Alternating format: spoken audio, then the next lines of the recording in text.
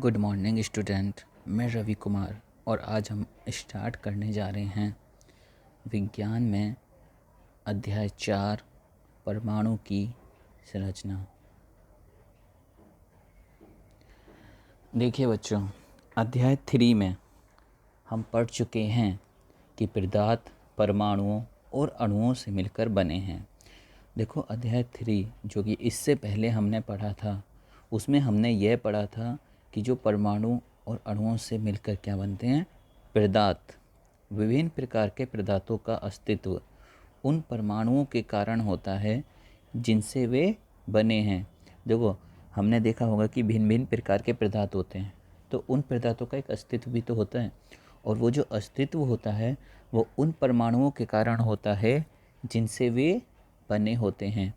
अब प्रश्न उठता है कि किसी एक तत्व का परमाणु दूसरे तत्व के परमाणु से भिन्न क्यों होता है। अब हमारे माइंड में जो एक प्रश्न उठेगा कि किसी एक तत्व का जो परमाणु है वो दूसरे तत्व के परमाणु से भिन्न क्यों होगा, और दूसरा क्वेश्चन ये उठेगा कि क्या परमाणु वास्तव में अविभाज्य होते हैं। ठीक है, देखो, पहला क्वेश्चन आया कि किसी एक तत्व का जो परमाणु है वो दूसरे तत्व के परमाणु से भिन्न क्यों होता है, और दूसरा क्वेश्चन ये आया कि क्या परमाणु वास्तव में अविभाज्य होते हैं। देखो, हम सब जानते हैं, जैसा कि डाल्टन ने प्रतिपादित किया था। डाल्टन वैज्ञानिक थे जिन्होंने यह प्रतिपादित किया था या परमाणुओं के भीतर, ठीक है, छोटे अन्य घटक भी विद्यमान होते हैं। डाल्टन ने क्या प्रतिपादित किया था, जो परमाणु होता है उसके अंदर भी छोटे अन्य घटक जो होते हैं वो विद्यमान होते हैं। इस अध्याय में हमें इस प्रश्न का उत्तर मिलेगा। ठीक है, अब जो ये जो हम पढ़ने जा रहे हैं ना पाठ, इसमें हमें इस प्रश्न का उत्तर मिलेगा कि परमाणुओं के भीतर छोटे अन्य घटक भी विद्यमान होते हैं। हम अपरमाणुक कणों और परमाणुओं के विभिन्न प्रकार के मॉडलों के बारे में पढ़ेंगे। इस अध्याय में हम क्या करेंगे, हम अपरमाणुक कणों और परमाणुओं के विभिन्न प्रकार के मॉडलों के बारे में पढ़ेंगे, जिनसे यह पता चलता है कि ये कण परमाणु के भीतर किस प्रकार व्यवस्थित है। जिनसे हमें ये पता चलेगा कि ये जो छोटे छोटे और अन्य कण हैं परमाणु के भीतर, उसके भीतर किस तरह से टिके हुए हैं, किस तरह से व्यवस्थित हैं। अब देखो, 19वीं शताब्दी के अंत में, जब 19वीं शताब्दी का अंत था, में वैज्ञानिकों के समक्ष सबसे बड़ी चुनौती थी परमाणु की संरचना और उसके बारे में, जो उसके गुण थे उनके बारे में पता लगाना। देखो, 19वीं शताब्दी की जब अंत आया, 19वीं शताब्दी का जब अंत आया तो उसमें वैज्ञानिकों के समक्ष सबसे बड़ी समस्या यह थी कि परमाणु की संरचना और उसके गुणों के बारे में कैसे पता लगाया जाए। परमाणुओं की संरचना को अनेक प्रयोगों के आधार पर समझाया गया। जो परमाणु की संरचना थी उसको अनेक प्रयोगों के आधार पर समझाया गया। परमाणुओं के अविभाज्य ना होने के संकेतों में से एक संकेत स्थिर वैद्युत तथा विभिन्न पदार्थों द्वारा विद्युत चालन की परिस्थितियों के अध्ययन से मिला। देखो, परमाणु के अविभाज्य ना होने के संकेतों में से एक संकेत स्थिर वैद्युत तथा विभिन्न पदार्थों द्वारा विद्युत चालन की परिस्थितियों के अध्ययन से मिला। अब बच्चों, हम पढ़ेंगे यहाँ पर पदार्थ में आवेशित कण। हमने पहले पढ़ा था ना कि आवेश होता है, अब यहाँ पर हम और अच्छे से पढ़ रहे हैं। पदार्थों में आवेशित कणों की प्रकृति को जानने के लिए हम निम्न क्रियाकलाप करेंगे। यहाँ इन्होंने क्रियाकलाप दिया है, वो आप करके देखेंगे तो आपको क्या है कि पदार्थ में आवेशित कणों की प्रकृति के बारे में पता चल जाएगा। सूखे बालों पर कंघी लीजिए। आपके बाल सूखे होने चाहिए और उस पर कंघी लीजिए।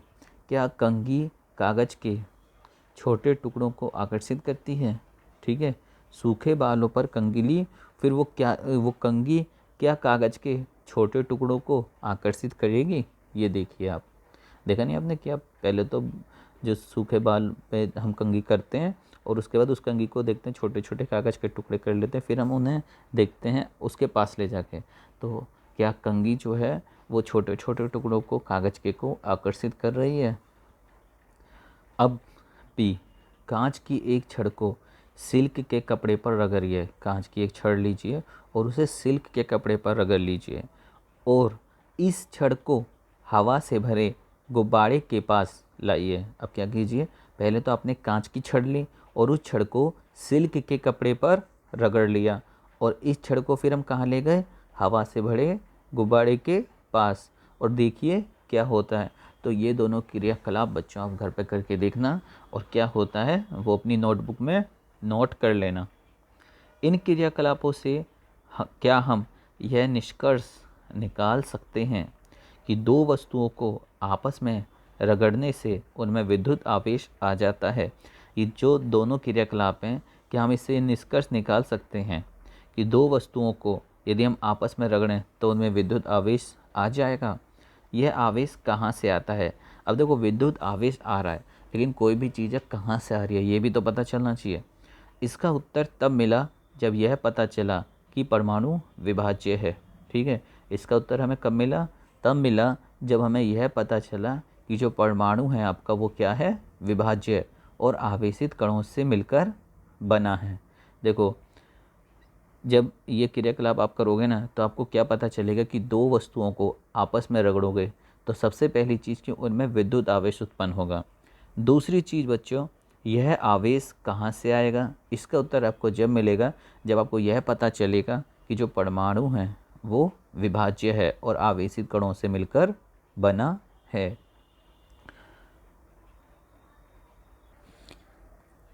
देखो परमाणु में उपस्थित आवेशित कणों का पता लगाने में कई वैज्ञानिकों ने क्या करा था, योगदान दिया था।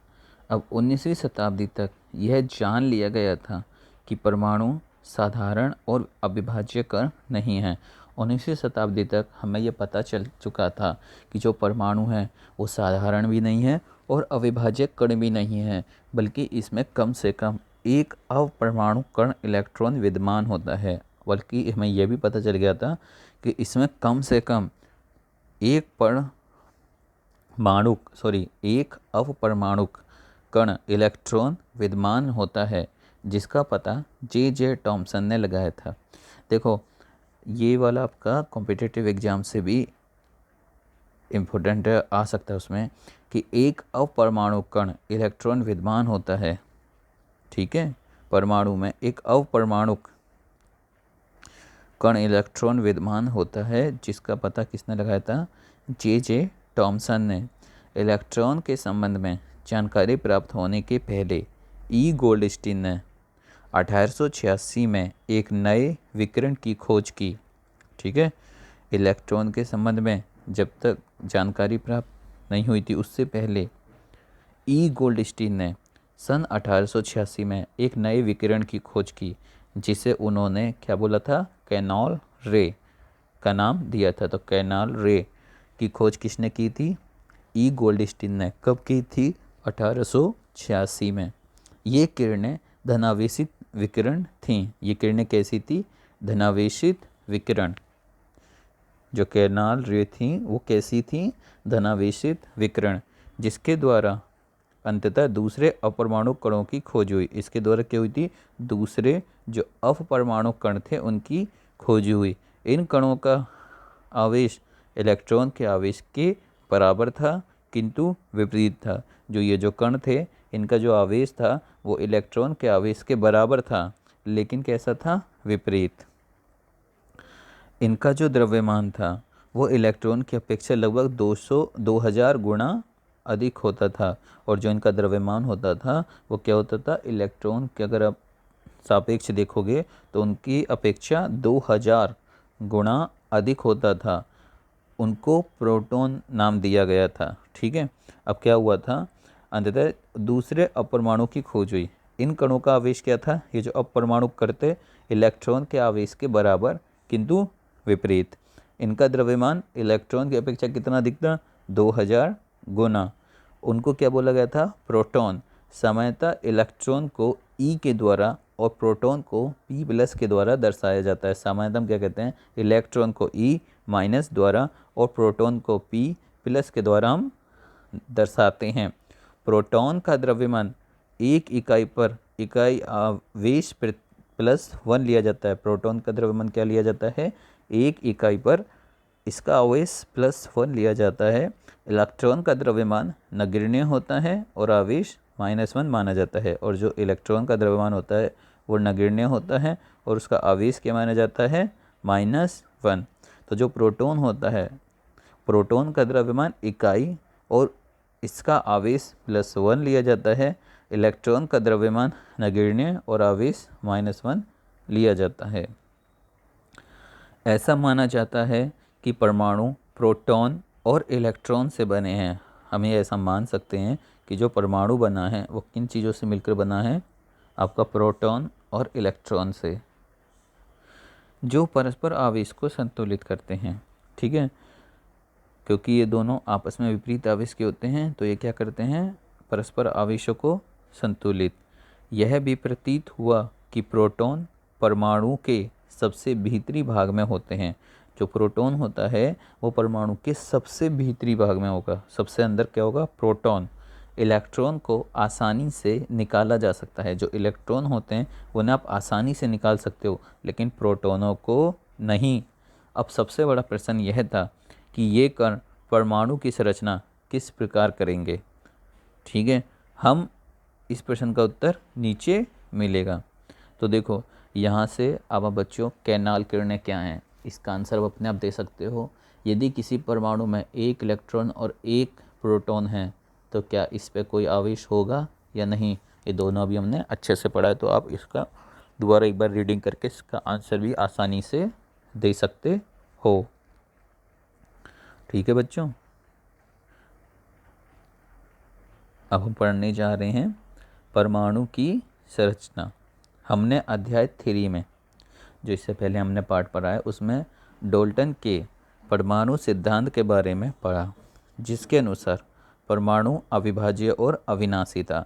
हमने क्या करा, अध्याय 3 में डाल्टन के, जो डाल्टन थे उनके परमाणु सिद्धांत के बारे में पढ़ा था, जिसके अनुसार क्या था, परमाणु अविभाज्य था और अविनाशी। ठीक है, लेकिन परमाणु के भीतर दो मूल कण इलेक्ट्रॉन और प्रोटॉन की खोज ने डाल्टन के परमाणु सिद्धांत की इस धारणा को गलत साबित कर दिया। देखो डाल्टन के अनुसार क्या था कि परमाणु अविभाज्य था और अविनाशी था। उनका था कि इसके बाद नहीं हो सकता, इसको विभाज्य नहीं कर सकते और ये अविनाशी है। लेकिन परमाणु के भीतर दो मूल कण इलेक्ट्रॉन और प्रोटॉन की खोज ने, जो डाल्टन का परमाणु सिद्धांत था, उसकी इस धारणा को गलत कर दिया कि परमाणु जो है वो अविभाज्य है और अविनाशी है।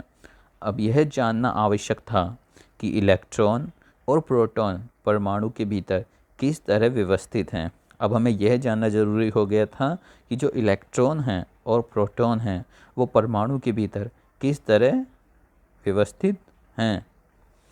इसको समझने के लिए बहुत से वैज्ञानिकों ने भिन्न भिन्न प्रकार के मॉडलों को प्रस्तुत किया।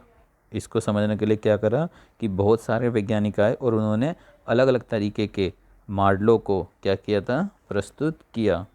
जे टॉमसन पहले वैज्ञानिक थे जिन्होंने परमाणु की संरचना से संबंधित पहला मॉडल प्रस्तुत किया। जो जे टॉमसन थे वो पहले वैज्ञानिक थे जिन्होंने परमाणु की संरचना से संबंधित पहला मॉडल दिया था।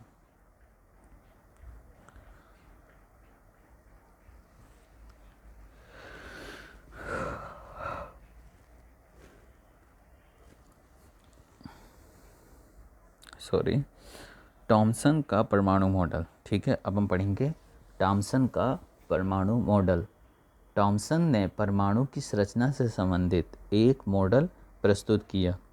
अब एक वैज्ञानिक थे टॉमसन, उन्होंने भी क्या करा कि परमाणु की संरचना से संबंधित एक मॉडल जो है वो दिया, जो क्रिसमस केक की तरह था। इनका मॉडल किस तरह था, क्रिसमस केक की तरह।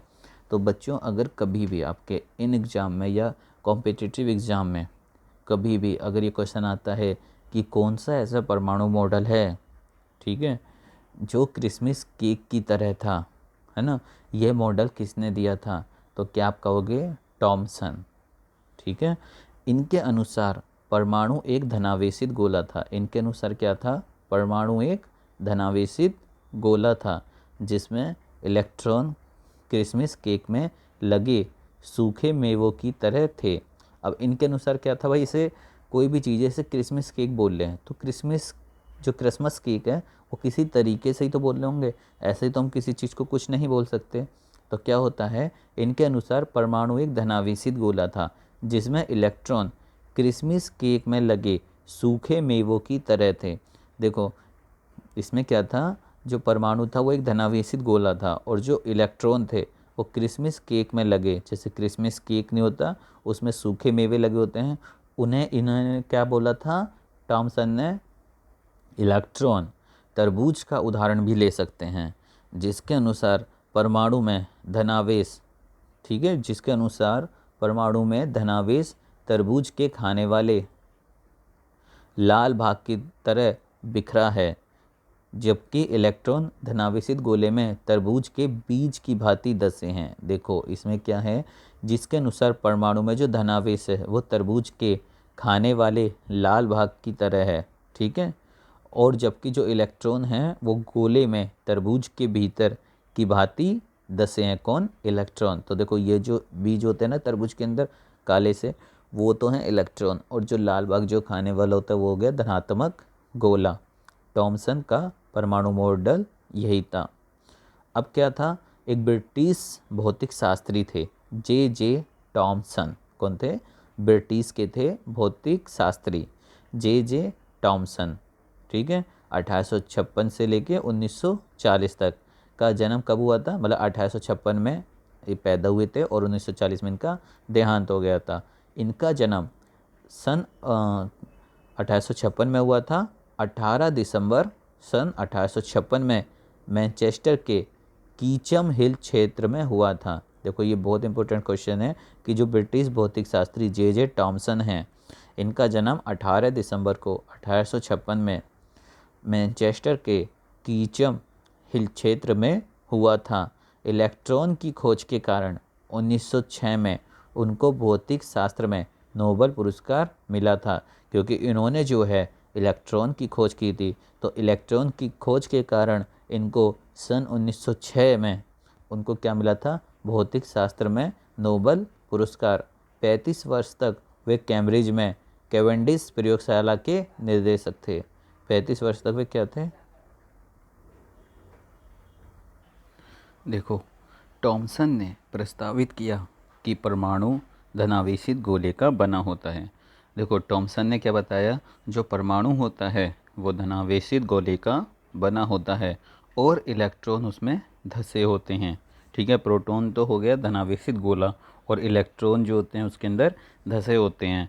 ऋणात्मक और धनात्मक आवेश परिमाण में समान होते हैं। देखो जितना ऋणात्मक आवेश होगा उतना ही धनात्मक आवेश होगा। तो ऋणात्मक और धनात्मक आवेश जो होंगे वो जो होता है परिमाण में समान होते हैं, इसलिए परमाणु वैद्युतीय रूप में क्या होता है, उदासीन। इसलिए परमाणु कैसा होगा वैद्युत रूप में, आप देखोगे तो उदासीन। यद्यपि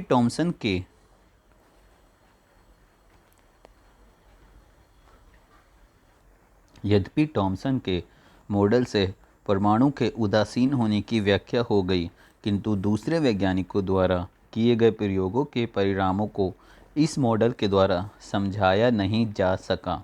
देखो यद्यपि टॉमसन के मॉडल से परमाणु उदासीन होता है यह हमें पता चल गया, लेकिन दूसरे वैज्ञानिकों द्वारा किए गए प्रयोगों के परिणामों से इस मॉडल के द्वारा समझाया नहीं सका। मतलब जो दूसरे वैज्ञानिक थे उन्होंने जो प्रयोग किए थे उनके जब परिणाम निकले तो उस मॉडल को इसके द्वारा समझाया नहीं जा सका, इस मॉडल के द्वारा हम नहीं समझा सके, जैसा कि हम आगे देखेंगे। अब एक आते हैं रदरफोर्ड, ठीक है। रदरफोर्ड का परमाणु मॉडल। तो देखिए बच्चों, अर्नेस्ट रदरफोर्ड।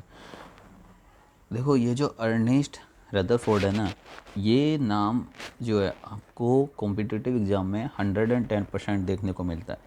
एक क्वेश्चन मोस्टली पूछ ही लिया जाता है, और एसएससी का आप एग्ज़ाम देने जाएंगे ठीक है। और जैसे ये और भी डिपार्टमेंट एग्ज़ाम होते हैं तो उसमें तो मोस्टली जब आता है ना तो ये इनके बारे में पूछ ही लेते हैं। तो अर्नेस्ट रदरफोर्ड को तो आप याद कर लीजिए। अर्नेस्ट रदरफोर्ड यह जानने के इच्छुक थे कि इलेक्ट्रॉन परमाणु के भीतर कैसे व्यवस्थित है। जो अर्नेस्ट रदरफोर्ड थे वो यह जानना चाहते थे कि जो इलेक्ट्रॉन हैं वो परमाणु के भीतर कैसे व्यवस्थित है। उन्होंने एक प्रयोग किया। अब उन्होंने एक प्रयोग किया, भाई जानोगे कैसे, जब आप कुछ प्रयोग करके देखोगे। जब तक आप खाना नहीं बनाओगे तो मिलेगा कैसे, सिंपल सी बात है। तो आपको अगर जानना है किसी चीज़ के बारे में, जिज्ञासा है, तो आपको बुक पढ़नी पड़ेगी किसी की। उसी तरीके से इन्होंने प्रयोग करके देखा। इस प्रयोग में तेज गति से चल रहे अल्फ़ा कणों को सोने की पन्नी पर टकराया गया। इसमें क्या गया था, तेज गति से चल रहे अल्फ़ा कण को किसकी पन्नी पर टकरा गया, सोने की पन्नी पर। इन्होंने सोने की पन्नी इसलिए चुनी। अब क्या होता है कि आखिर इन्होंने सोने की पन्नी ही क्यों ली, तो इन्होंने सोने की पन्नी इसलिए चुनी थी क्योंकि वे बहुत पतली परत चाहते थे। ठीक है, इन्होंने जो थी सोने की पन्नी को इसलिए चुना था क्योंकि वो बहुत पतली परत चाहते थे। इन्होंने क्या करा था, सोने की पन्नी चुनी। क्यों चुनी, क्योंकि वह बहुत ही पतली परत चाहते थे। सोने की यह पन्नी जो थी वो 1000 परमाणु के बराबर मोटी थी। सोने की पन्नी कैसी होती है, केवल 1000 परमाणु लीजिए, उनके बराबर मोटी। अल्फ़ा कण द्वि आवेशित हीलियम कण होते हैं। अब देखिए, अब दूसरी चीज़ में अल्फ़ा कण भी आया था क्योंकि उन्होंने अल्फ़ा कणों को ही सोने की पन्नी पे टकराया था। तो अल्फ़ा कण क्या होता है, अब आपके मन में ये भी विचार आ रहा होगा। तो अल्फ़ा कण जो होते हैं वो द्वि आवेशित हीलियम कण होते हैं, अतः ये धनावेशित होते हैं। चूँकि इनका जो द्रव्यमान होता है अल्फ़ा कणों का, वो आपका होता है 4u, इसलिए तीव्र गति से चल रहे इन अल्फ़ा कणों में पर्याप्त ऊर्जा होती है। देखो, इनका जो द्रव्यमान कितना होता है, 4u, इसलिए जो तीव्र गति से चल रहे हैं इन अल्फ़ा कणों में पर्याप्त ऊर्जा होती है। अब क्या होता है, यह अनुमान था कि अल्फ़ा कण सोने के परमाणु में विद्यमान अवपरमाणु कणों के द्वारा विक्षेपित होंगे। यह अनुमान था कि जो अल्फ़ा कण हैं वो सोने के परमाणु जो हैं उसमें विद्यमान अवपरमाणु कणों के द्वारा विक्षेपित होंगे। चूँकि अल्फ़ा कण प्रोटॉन से बहुत अधिक भारी थे, क्योंकि जो अल्फ़ा कण थे वो क्या थे, प्रोटॉन जो होता है उससे बहुत अधिक भारी थे, इसलिए उन्होंने इनके अधिक विक्षेपण की आशा नहीं की थी। एक्चुअली हुआ क्या था, उन्होंने सोचा कि जो अल्फ़ा कण हैं वो सोने के परमाणु में विद्यमान अवपरमाणु कणों के द्वारा विक्षेपित होंगे। अब चूँकि जो अल्फ़ा कण हैं वो प्रोटॉन से बहुत अधिक भारी थे, जो अल्फ़ा कण थे वो प्रोटॉन से बहुत ही अधिक भारी थे अल्फ़ा कण, इसलिए उन्होंने इनको अधिक विक्षेपण की आशा नहीं की थी। अब देखो, जैसे ये सोने के परमाणु हैं और ये जा रहे हैं इसमें अल्फ़ा कण, तो सोने की परत द्वारा अल्फ़ा कणों का प्रकीर्ण, लेकिन अल्फ़ा कण प्रकीर्ण प्रयोग ने आशा के बिल्कुल विपरीत परिणाम दिया। जो उन्होंने अनुमान लगाया था कि अल्फ़ा कण सोने के परमाणु में विद्यमान अवपरमाणु कणों के द्वारा विक्षेपित होंगे, तो उन्होंने क्या करा, इसके बिल्कुल विपरीत परिणाम दिए। क्या मिले, तेज गति से चल रहे अधिकतर अल्फ़ा कण सोने की पन्नी से सीधे ही निकल गए। जब जो तेज गति से चल रहे थे अल्फ़ा कण, वो क्या हुआ, सोने की पन्नी थी उससे सीधे ही निकल गए थे। दूसरा क्या हुआ था कि कुछ अल्फ़ा कण पन्नी के द्वारा बहुत छोटे कोण से विक्षेपित हुए। कुछ अल्फ़ा कण, ठीक है, कुछ अल्फ़ा कण विक्षेपित हुए बट बहुत ही छोटे कोण से। आश्चर्यजनक रूप से प्रत्येक 12,000 कणों में से एक कण वापस आया। ठीक है, आश्चर्य की बात तो ये थी कि 12,000 कणों में से एक कण वापस आया केवल। अब रदरफोर्ड के अनुसार यह परिणाम उसी प्रकार अविश्वसनीय था जैसे कि अगर आप एक 15 इंच के तोप के गोले को टिश्यू पेपर के टुकड़े पर मारते हैं। 15 इंच का आप तोप का गोला लेंगे और उसे टिश्यू पेपर के टुकड़े पर मारेंगे और वह लौटकर आपको ही चोट पहुंचाता है। तो रदरफोर्ड के अनुसार क्या था, यह परिणाम उसी प्रकार अविश्वसनीय था जैसे कि आप एक 15 इंच के तोप का जो गोला होता है उसे टिश्यू पेपर पर मारो ठीक है, और वह लौटकर आपको ही चोट पहुंचा दे।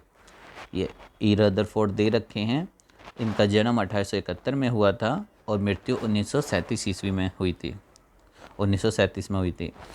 का जन्म 30 अगस्त 1871 में स्प्रिंग ग्रोव में हुआ था।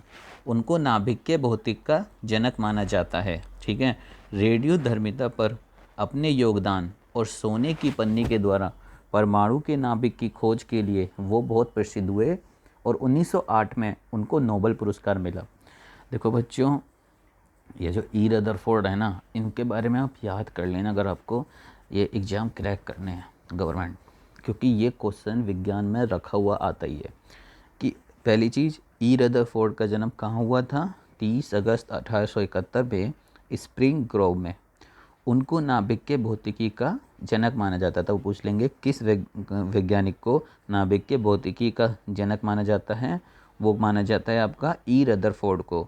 रेडियोधर्मिता पर अपने योगदान और सोने की पन्नी के द्वारा परमाणु के नाभिक की खोज के लिए वो बहुत प्रसिद्ध हुए। एक तो उन्होंने जो रेडियोधर्मिता पर अपना योगदान दिया था और सोने की पन्नी के द्वारा जो परमाणु के नाभिक की खोज की थी, उसके लिए वे बहुत ही प्रसिद्ध हुए और 1908 में उनको क्या मिला? नोबेल पुरस्कार। इस प्रयोग के निष्कर्ष को समझने के लिए खुले मैदान में एक क्रियाकलाप करेंगे। ठीक है, क्या करेंगे? मान लीजिए कि बच्चा अपनी आंखों को बंद किए हुए है, एक दीवार के सामने खड़ा है। एक बच्चा है, वो उसने अपनी आंखें बंद कर रखी है और एक दीवार के सामने खड़ा है। तो क्या होता है? उस दीवार पर कुछ दूरी से पत्थर फेंकने को कहें। उससे बोलें कि आप उससे दीवार पर, ठीक है, कुछ दूरी पे रहे वो दीवार से, और उससे कहें कि बेटा यहाँ पर पत्थर फेंको। प्रत्येक पत्थर के दीवार से टकराने के साथ ही वह एक आवाज़ सुनेगा। ठीक है, जैसे ही वह पत्थर को दीवार पर मारेगा तो पत्थर टकराएगा। उस टकराने की ध्वनि उस बच्चे के कान में जाएगी। अगर वह इसे 10 बार दोहराएगा तो वह इसे 10 बार आवाज़ सुनेगा। लेकिन जब आंख बंद किया हुआ बच्चा तार से घिरी हुई चार दीवारी पर पत्थर फेंकेगा तो जो अधिकतर पत्थर होंगे ना, उस घेरे पर नहीं टकराएंगे और कोई आवाज़ उन्हें सुनाई नहीं देगी। देखो वो क्या कह रहा है कि जब उसने आँख बंद कर रखी है और वो तार से घिरी हुई कोई चार दीवारी है, उस पर पत्थर फेंकेगा, तो जो अधिकतर पत्थर होंगे ना, उस घेरे पर नहीं टकराएंगे और कोई आवाज़ उन्हें सुनाई नहीं पड़ेगी, क्योंकि घेरे के बीच में बहुत सारे खाली स्थान हैं जिनके बीच से पत्थर क्या है? निकल जाता है। देखो घेरे के बीच क्या है? बहुत सारे खाली स्थान होते हैं, तो उनसे क्या होगा? पत्थर निकल जाएगा। और जब पत्थर टकराएगा ही नहीं दीवार से, तो आवाज़ कहाँ से सुनाई देगी? अब क्या होता है कि इसी तर्क के अनुसार अल्फा कर्पकेरण प्रयोग के आधार पर रदरफोर्ड ने निम्न परिणाम निकाले। कैसे? पहला उन्होंने निकाला कि परमाणु के भीतर का अधिकतर भाग खाली है। जो परमाणु है उसके जो भीतर है वो अधिकतर भाग क्या है? खाली, क्योंकि अधिकतर अल्फा कण बिना विक्षेपित हुए सोने की पन्नी से बाहर निकल गए। अधिकतर जो आपके अल्फा कण थे वो क्या हुए? बिना विक्षेपित हुए सोने की पन्नी से बाहर निकल गए। तो इस समय क्या पता चला? जो परमाणु के भीतर है वो अधिकतर भाग क्या है? खाली।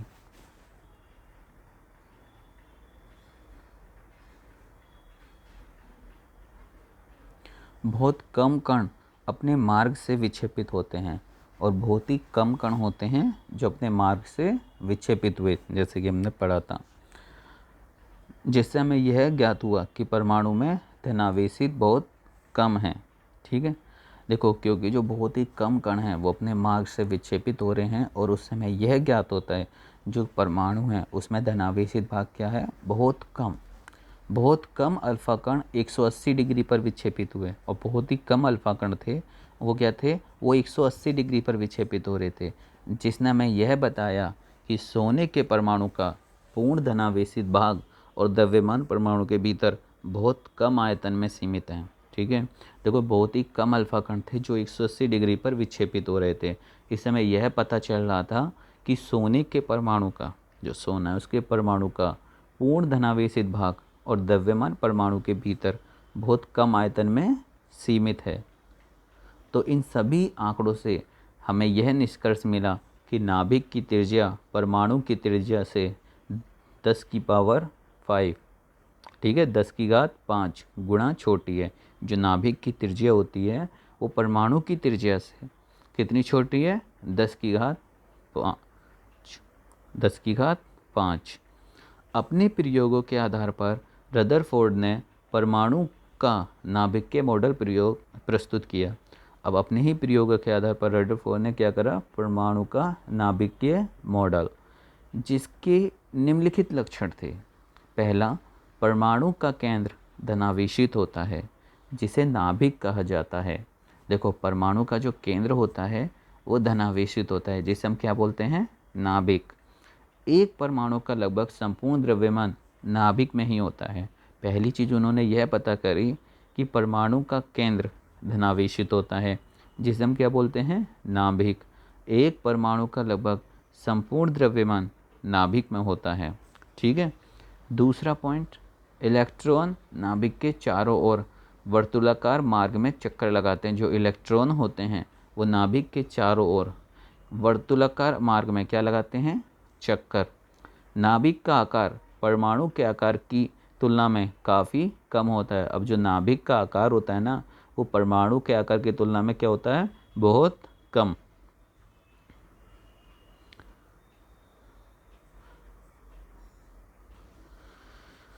ठीक है, तो हमें क्या पता चला? पहला चीज़, परमाणु का केंद्र धनावेशित होता है, जिसे हम नाभिक बोलते हैं, और एक परमाणु का लगभग संपूर्ण द्रव्यमान नाभिक में ही होता है। दूसरा, हमें यह पता चला इलेक्ट्रॉन नाभिक के चारों ओर वर्तुलाकार मार्ग में चक्कर लगाते हैं, ठीक है।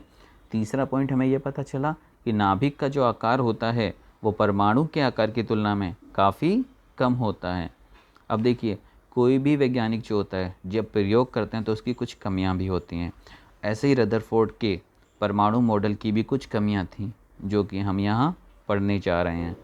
वर्तुलाकार मार्ग में चक्रण करते हुए इलेक्ट्रॉन का स्थायी हो पाना संभावित नहीं है। देखो, वर्तुलाकार मार्ग में चक्कर लगा रहे हो तो उसमें इलेक्ट्रॉन का स्थायी हो जाए, ये तो कभी संभव है ही नहीं। कोई भी आवेशित कण गोलाकार कक्ष में त्वरित होता है। कोई भी आवेशित कण हो वो क्या होता है? गोलाकार कक्ष दोगे तो वो त्वरित हो जाएगा। त्वरण के दौरान आवेशित कणों से ऊर्जा का विकिरण होगा। अब जो त्वरण होंगे उसके दौरान आवेशित कणों से क्या होगा? ऊर्जा का विकिरण। इस प्रकार स्थायी कण में घूमता हुआ इलेक्ट्रॉन अपनी ऊर्जा विकिरित करेगा। ये क्या होगा?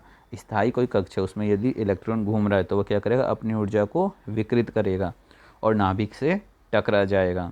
अगर ऐसा होता है तो परमाणु अस्थिर होता है, जबकि हम जानते हैं कि परमाणु क्या होते हैं? वो स्थायी होते हैं। ये नाभिक है, ये उसका कक्ष N1, कक्ष L N2, कक्ष M N3 और कक्ष N N4 स्मॉल, ठीक है। अब क्या होता है? ये तो खैर बोर का परमाणु मॉडल था, तो ये उसमें कमियां थी। अब उन्होंने क्या कहा कि उनके अनुसार क्या था कि स्थायी कक्ष में घूमता हुआ इलेक्ट्रॉन अपनी ऊर्जा विकिरित करेगा और नाभिक से टकराएगा। अगर ऐसा होता है तो परमाणु अस्थिर होता, जबकि हम जानते हैं कि परमाणु क्या होते हैं? स्थायी। तो ये उसकी कमी थी, ठीक है। अब देखो, अब हम पढ़ेंगे एक और वैज्ञानिक थे, बोर। बोर का परमाणविक मॉडल तो क्या था? रदरफोर्ड के मॉडल पर उठी आपत्तियों को दूर करने के लिए।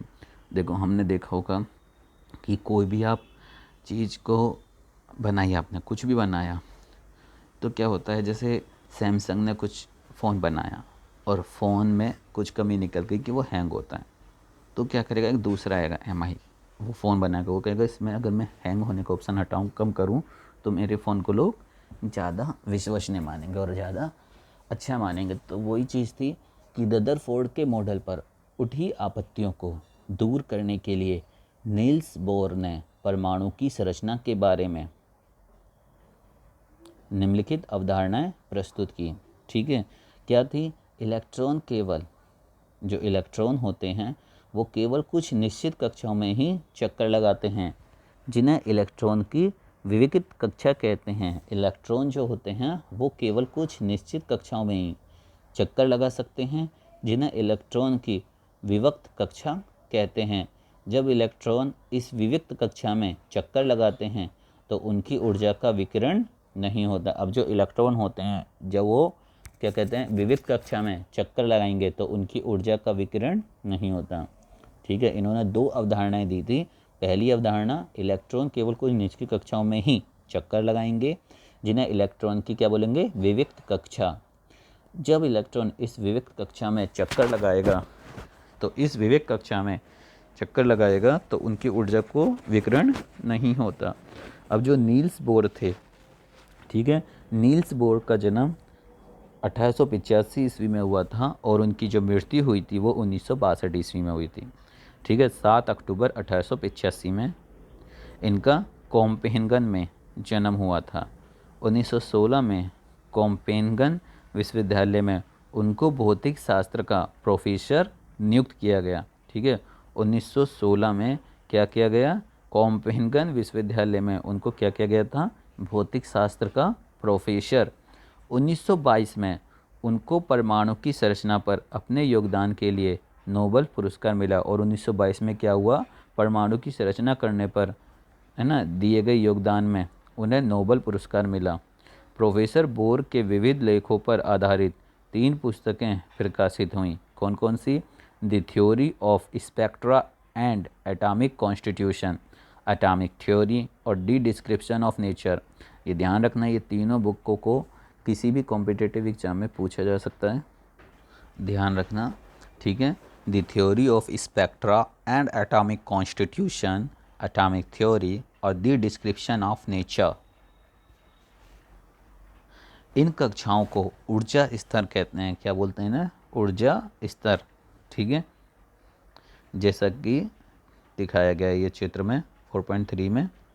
ये कक्षाएं KLMN या संख्या 1 2 3 4 के द्वारा दिखाई जाती हैं। ठीक है, कक्षा क्या होती है, KLMN या फिर संख्या के द्वारा 1 2 3 4 के द्वारा दर्शाई जाएंगी। अब क्या होता है, यहाँ पर कुछ प्रश्न आते हैं बच्चों। कौन से, परमाणु उदासीन है, इस तथ्य को थॉमसन के मॉडल के आधार पर स्पष्ट कीजिए। ठीक है, परमाणु आखिर उदासीन क्यों है, तो इसमें आप क्या करेंगे कि ऊपर जाएंगे और उसमें थॉमसन का मॉडल को अच्छी तरीके से पढ़ेंगे। ठीक है, और उसके आधार पर ये बताएंगे कि आखिर परमाणु क्यों उदासीन है। दूसरा, रदरफोर्ड के परमाणु मॉडल के अनुसार परमाणु के नाभिक में कौन सा अपरमाणु कण विद्यमान है। जो रदरफोर्ड का परमाणु मॉडल है उसके अनुसार परमाणु के नाभिक में कौन सा अपरमाणु कण विद्यमान है, अभी हमने यही पढ़ा है अच्छे से बच्चों। 3 कक्षाओं वाले बोर के परमाणु मॉडल का चित्र बनाइए। 3 कक्षा वाले बोर का जो परमाणु मॉडल है, मतलब 3 कक्षा होनी चाहिए। अभी N3 हमने 1 2 3 4 5 ले रखी थी, आपको 3 लेनी है केवल। क्या अल्फा कणों का प्रकीर्णन प्रयोग सोने के अतिरिक्त दूसरी धातु की पन्नी से संभव होगा। और इसमें यही बताना है कि क्या अल्फा कणों का जो प्रकीर्णन प्रयोग था वो सोने के अतिरिक्त दूसरी धातु की पन्नी से संभव होगा, तो ये भी आपको बताना है। तो ये क्वेश्चन आप खुद कर सकते हैं और पूरे अच्छे तरीके से करना। ठीक है, हेडिंग वेडिंग चित्र भी अच्छे से बनाना, इसके नंबर मिलते हैं। ठीक है, पेपर में अभी से ही अपनी आदत डालो अच्छी। ठीक है, अब है आपका न्यूट्रॉन। न्यूट्रॉन 1932 में जे चैडविक, ये बहुत इंपॉर्टेंट क्वेश्चन है कि न्यूट्रॉन की खोज किसने की थी। तो क्या नाम आएगा आपको ध्यान, चैडविक ने, जे चैडविक। सन 1932 में जे चैडविक ने एक और अपरमाणु कण का खोज निकाला जो अनावेशित और द्रव्यमान में प्रोटॉन के बराबर था। सन 1932 में एक वैज्ञानिक थे, क्या नाम था उनका, जे चैडविक। उन्होंने क्या करा, एक और अपरमाणु कण की खोज निकाली। ठीक है, और वो अपरमाणु कण कैसा था, जो अनावेशित था और द्रव्यमान में किसके बराबर था, प्रोटॉन के। ठीक है, अतः इसका नाम क्या पड़ा, न्यूट्रॉन। तो आप कह सकते हो जिसका द्रव्यमान प्रोटॉन के बराबर हो और अनावेशित हो वो क्या कहलाएगा, न्यूट्रॉन। हाइड्रोजन को छोड़कर ठीक है, ये सभी परमाणु के नाभिक में होते हैं। जो न्यूट्रॉन होते हैं हाइड्रोजन में नहीं होते, बाकी सभी परमाणु के नाभिक में होते हैं। देखो एक बहुत अच्छा क्वेश्चन मिला कि जो न्यूट्रॉन होते हैं वो किस नाभिक में नहीं होते, तो हाइड्रोजन में। बाकी सब में आंख बंद करके डाल दो कि होते हैं। सामान्यतः न्यूट्रॉन को n से दर्शाया जाता है। सामान्यतः हम क्या करते हैं, न्यूट्रॉन को n से दर्शाते हैं। परमाणु का द्रव्यमान नाभिक में उपस्थित प्रोटॉन और न्यूट्रॉन के द्रव्यमान के योग द्वारा प्रकट किया जाता है। जो परमाणु का द्रव्यमान होता है, जो नाभिक होता है उसमें उपस्थित प्रोटॉन और न्यूट्रॉन जो होते हैं उसके द्रव्यमान का योग करके आप बता सकते हैं। किसका द्रव्यमान, परमाणु का द्रव्यमान। जो नाभिक होता है उसमें प्रोटॉन प्लस न्यूट्रॉनों की संख्या को योग कर दीजिए, तो हम इसे कैसे समझ सकते हैं, परमाणु का द्रव्यमान है ना, नाभिक में उपस्थित परमाणु का द्रव्यमान, प्रोटॉन का द्रव्यमान, ठीक है, प्लस न्यूट्रॉन का द्रव्यमान। सॉरी, वो कह रहे हैं कि परमाणु का द्रव्यमान क्या होता है, नाभिक में उपस्थित प्रोटॉनों की संख्या प्लस न्यूट्रॉनों की संख्या। अब हम क्या करेंगे, इसमें 2 क्वेश्चन पूछे हैं। परमाणु के 3 अपरमाणु कणों के नाम लिखो, ठीक है। और हीलियम का परमाणु द्रव्यमान 4u है। हीलियम का परमाणु द्रव्यमान कितना है, 4u, और उसके नाभिक में 2 प्रोटॉन होते हैं, ठीक है। तो न्यूट्रॉन कितने होंगे ये आप आसानी से बता सकते हो, ठीक है बच्चों। तो जितना भी आज हमने पढ़ा है ना, इसको अच्छे से डिक्टो नहीं लिखना, पहले पढ़िए। उसमें से नोट्स बनाने में क्या होता है, सबसे पहले छाटिए कि आपको क्या क्या चीज़ें इंपॉर्टेंट लगती हैं और वो मुझे दिखाइए।